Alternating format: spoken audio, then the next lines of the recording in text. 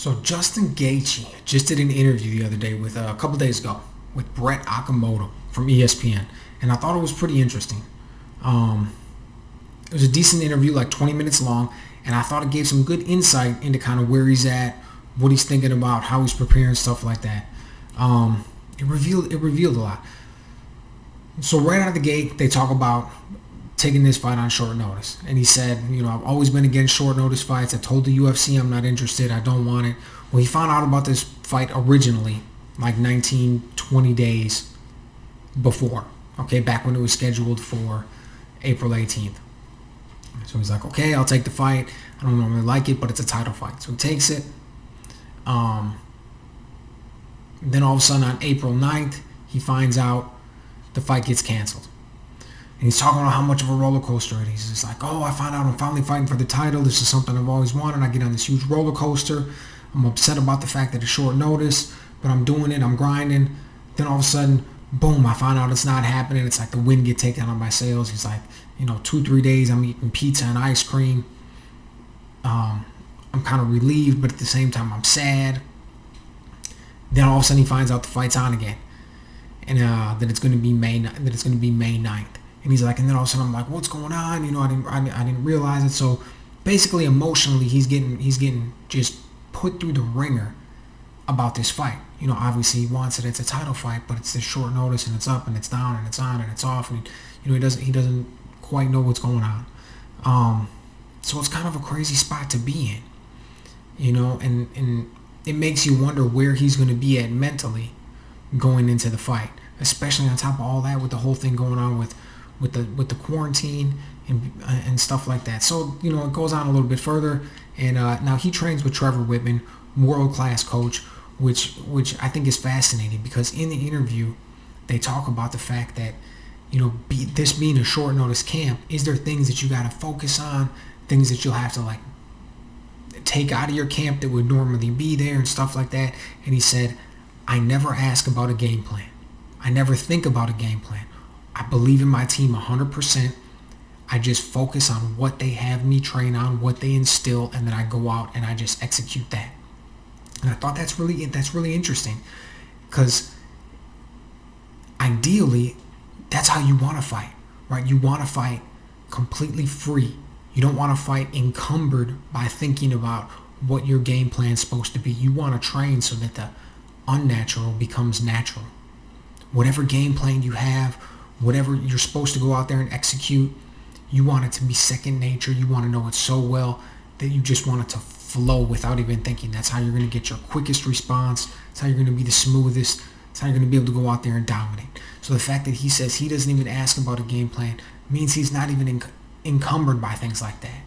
Okay, I guarantee you Trevor Whitman has a game plan for an opponent and Justin Gaethje's going out there and fighting. Okay, the man's a world-class coach. He doesn't just send him out there, after running through generic routines on the pads as though he's got no big fight coming up. Believe me, he has him training some very specific things for every fight, up to and including this one against Tony Ferguson.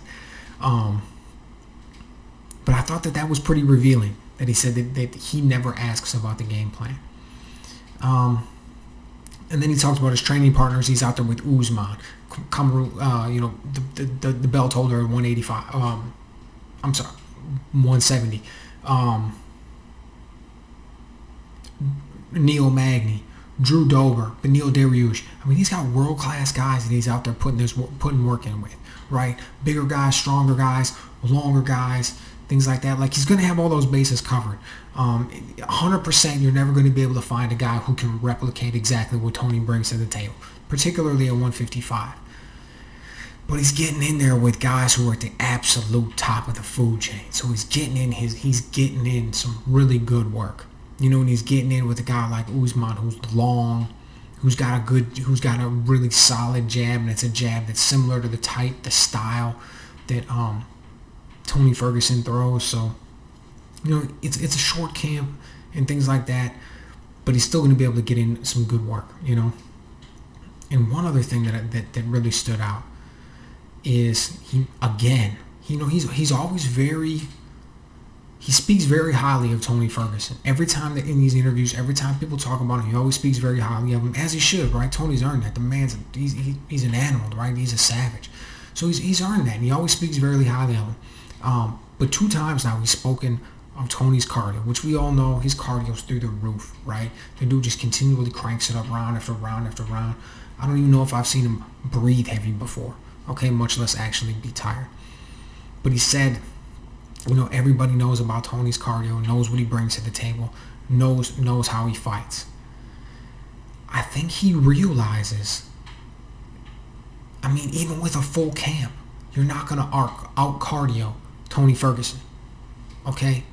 Nobody goes out there, nobody in their right mind goes into a fight with Tony Ferguson and thinks, the best way for me to win this fight, the best possible way that I can come out with the victory is to fight Tony Ferguson for 25 minutes and get a decision. Nobody's going to think that. Okay, and that's not what Justin Gaethje thinks. He especially doesn't think it with this short notice camp. But he seems like a really realistic guy, and his praise and as much praise as he's given Tony Ferguson, I don't even know if he would think that was the way to do it with a full camp. Right? He knows that his biggest chance lays with the knockout in that right hand, okay, because he's got phenomenal power. He's talked about it before. He's talking about Tony's cardio. So this interview, it reaffirmed what I've already seen, and that's that the man knows himself inside and out, and you can't ask for more than that, okay? That's going to give him the best possible chance to win. He knows where strengths lie. He knows how to execute that game plan. He believes in himself, believes in his team. Man, he's confident. He's confident. I guarantee you, Justin Gaethje is not the type of guy that's going to go out there on fight night and beat himself. Okay? He said it before. He's gonna bring about 18 or 19 minutes of pure fury. So, believe me, I'll be there watching. I can't wait to see it either. But he knows himself. He knows what he brings to the table, and that makes him dangerous. It revealed a lot in this interview, while also kind of reaffirming what we already knew, and that is he's going to bring a lot with him that night. It's going to be a great one.